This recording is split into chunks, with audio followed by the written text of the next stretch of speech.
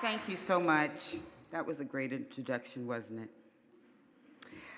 Well, like she said, my name is Alluette Jones, and I am a restaurateur, people, guess what? Without a restaurant. Isn't that something? I need investors to get back into the restaurant business.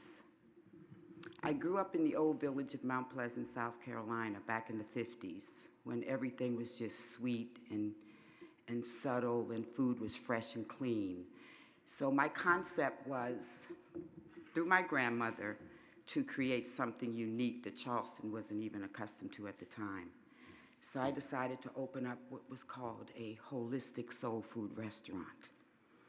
And that was considered crazy. People said that would never go in Charleston. Holistic soul food? What is that? Well, that means everything is fresh, local, in season, no chemicals, no dyes, no preservatives. I brought that to Charleston before anyone even thought about it. I'm proud to say that. I got interested in cooking because my mom couldn't cook. You ever saw the commercial that showed the dog under the table and people were sneaking the food to the dog because the food was so bad? That was my mom. And my grandmother knew she raised a daughter that could not cook, so she said, that's not going to be her granddaughter, the only one that had the pleasure of being around her 24/7. She taught me to respect the food. In Mount Pleasant at the time, we had chickens in our backyard that was acceptable. My grandmother had all different kinds of chickens, domino chickens. I got to learn the personality of the chicken, realized that the chicken was just like a human being but couldn't talk. So the nicer you treated the chicken, guess what? The more eggs he laid for you. The more happy he was because you were treating him with respect, even though he couldn't talk.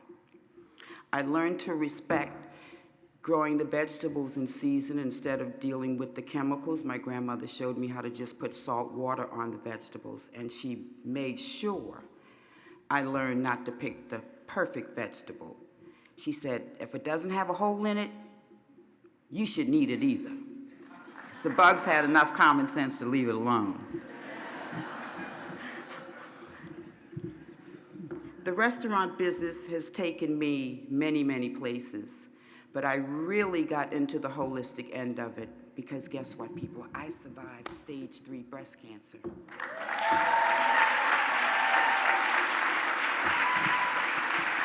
Back in 1998, when they said, guess what, I wasn't going to make it. But I knew I was going to make it because I had my only child at 42 years old, and I was always eating healthy, local, no chemicals, no dyes, no preservatives. But stress can cause a lot of things too, not necessarily the food.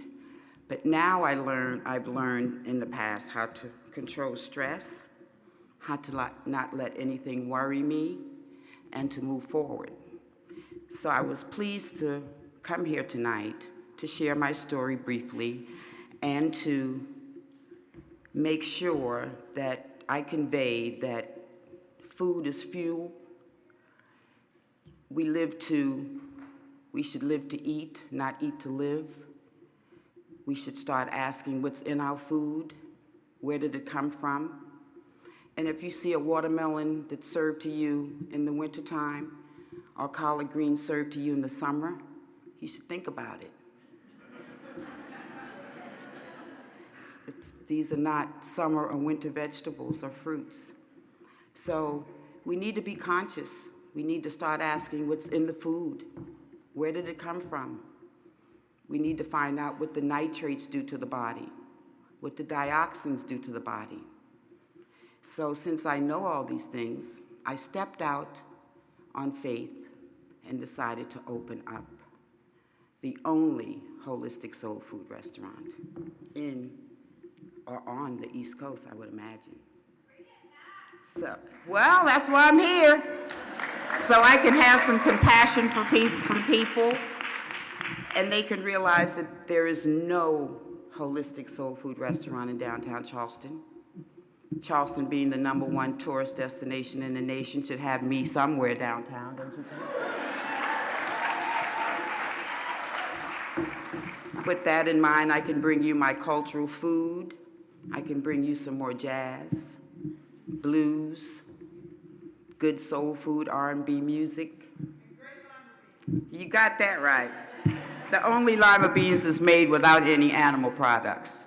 Just plain lima beans. When you come to my restaurant, you're gonna get what you need to get. Lima beans with no pork fat, no bacon drippings, no chemicals, no dyes, just good quality organic lima beans. I'm also happy to say that I was the first in Charleston to reintroduce Field to Table. I was on CHOP. I was on the $1 Million Critic. I was in O Magazine. But my most prize was being in the New York Times. I made the New York Times with no money for advertisement, no manager to back me, no PR person, only the quality that I delivered. I'm also proud to say I was on CNN, Most Successful Small Business in America, and was informed that they researched me for 2 years before they interviewed me. I also found out after the restaurant was closed, which it closed in 2014, that I got interviewed twice by Michelin. I don't know whether you're familiar with Michelin, but it is a huge, for me, opportunity that I had to be a part of that organization. I'm going to conclude that I opened my restaurant in 1993. I'm proud to say it ran for 2014. The next time I need to own the building so a Hyatt wouldn't be able to buy me out, because now downtown Charleston is exclusively expensive. So I thank you for the time. I'm on GoFundMe. Show some compassion and think about me being downtown Charleston.